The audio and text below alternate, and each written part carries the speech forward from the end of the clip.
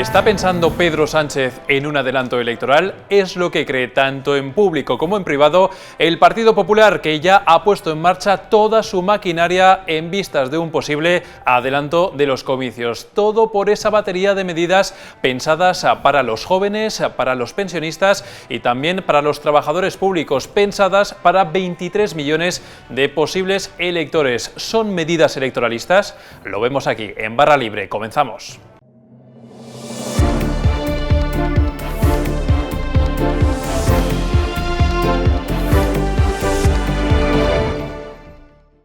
Y comenzamos aquí esta edición de viernes de Barra Libre y hablamos de estas medidas enfocadas a los jóvenes, a los funcionarios públicos, enfocadas también a los jubilados, y lo hablamos con el redactor jefe de Economía de Voz Populi, con Juan Delgado. ¿Qué tal, Juan? Muy buenas. A ver, Juan, medidas enfocadas a 23 millones de posibles votantes.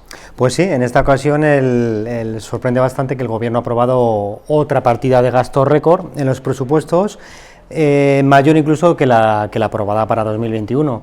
Es lógico que la de 2021 fuera elevada, entre otras cosas porque incluía partidas como pueden ser los ERTE, las ayudas a los autónomos o el gasto enorme que supone la prestación para los parados que arrastramos con la crisis y con la pandemia.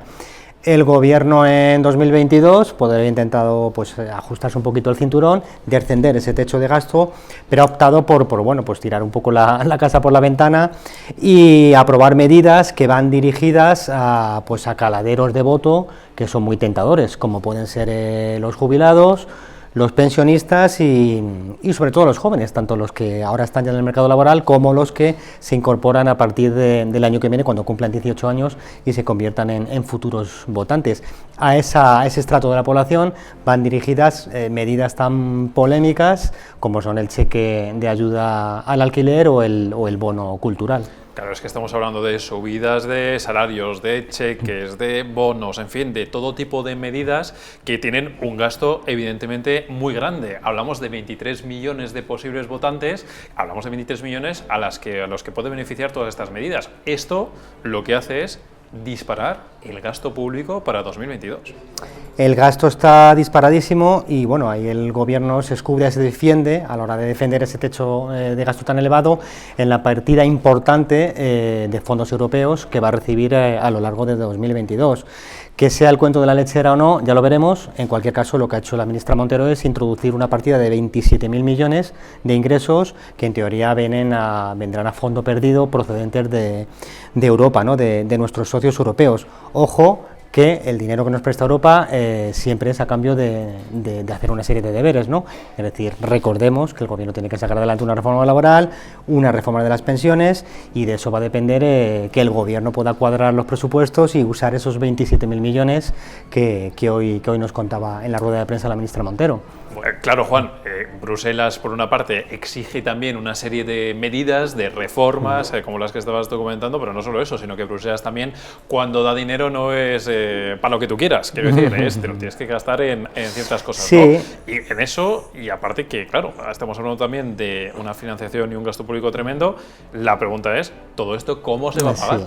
A ver, los 27.000 millones famosos que hemos comentado son solamente una parte de los ingresos con los que cuenta el Estado para financiar todo ese gasto tremendo. Lo que hace el Gobierno la apuesta del Gobierno es ingresar mucho dinero vía impuestos. Entonces hay muchos economistas que están hoy sorprendidos con las previsiones tan grandes que ha dado el Gobierno en materia de ingresos tributarios. Te doy varios ejemplos. El Gobierno espera que los ingresos vía impuesto de sociedades crezcan un 12%, los del IVA un 9 y pico por ciento y los del IRPF un 6,5%.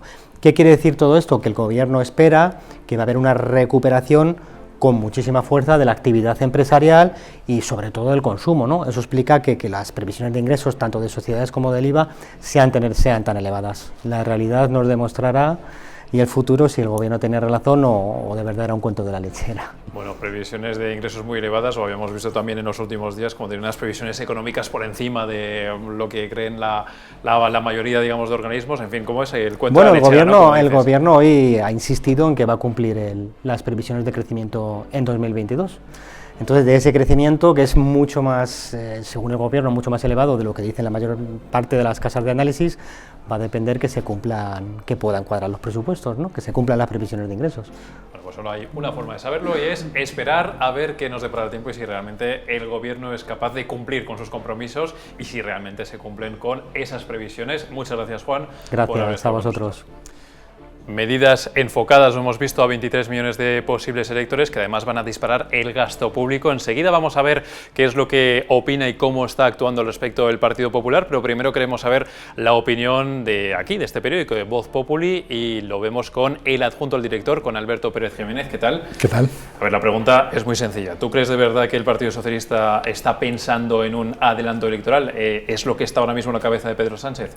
Bueno, es muy difícil saber qué es lo que anda en la cabeza de Pedro Sánchez, pero bien es cierto que en los últimos estos días toda esta actividad frenética con los presupuestos, con el bono social, con el bono del alquiler que ni los propios socios de Podemos conocían, con el bono luego cultural que el propio Ministerio de Cultura, cuando se le preguntaba, no sabía cómo se iba a implementar ni a qué aspectos, por ejemplo los toros, si afectaban o no, ¿no? Pues todo eso sí que demuestra una improvisación y unas ganas por tener atados unos presupuestos que necesita Pedro Sánchez, y recuerda mucho a lo que hace 2 años o 2 o 3 años se llamaban los viernes sociales de Sánchez, que al final fueron la antesala de la convocatoria electoral, ¿no? Sin embargo, sí que es verdad que bueno, ahora mismo en las encuestas el PSOE está todavía bastante abajo, tiene una situación bastante complicada y yo en el corto plazo no lo veo.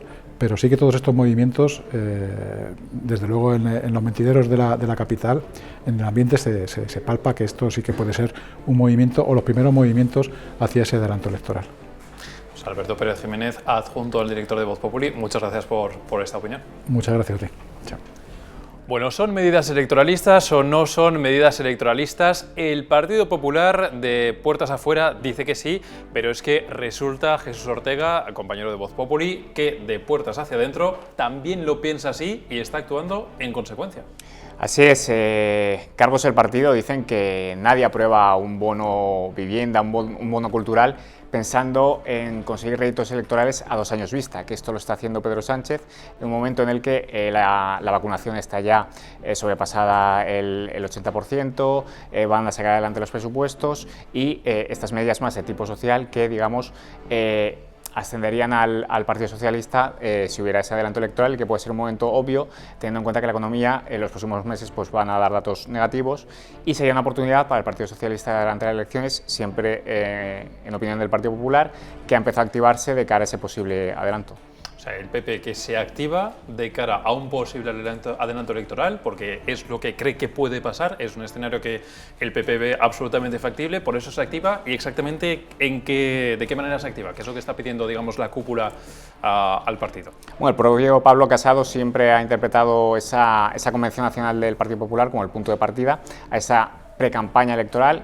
Él allí defendió, digamos, los puntos clave de su futuro programa político, y ahora lo que quiere es que los vicesecretarios del partido expongan de forma sectorial, cada uno un poco pues, con lo que sabe, las diferentes provincias de España, punto por punto, cómo va a ser ese programa político de cara a esas elecciones que podrían celebrarse de forma anticipada.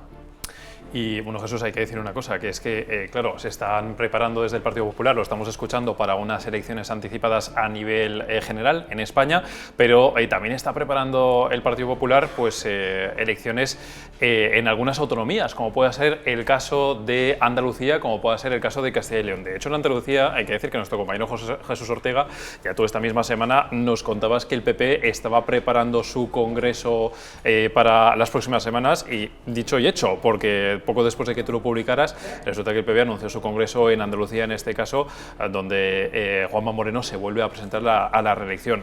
Estamos hablando de muchos preparativos también a nivel autonómico. Efectivamente, a ver, al Partido Popular al final le están respondiendo las encuestas, y el Partido Popular sí que quiere aprovechar ese ascenso en las encuestas para tratar de aprovecharlo en unas posibles elecciones.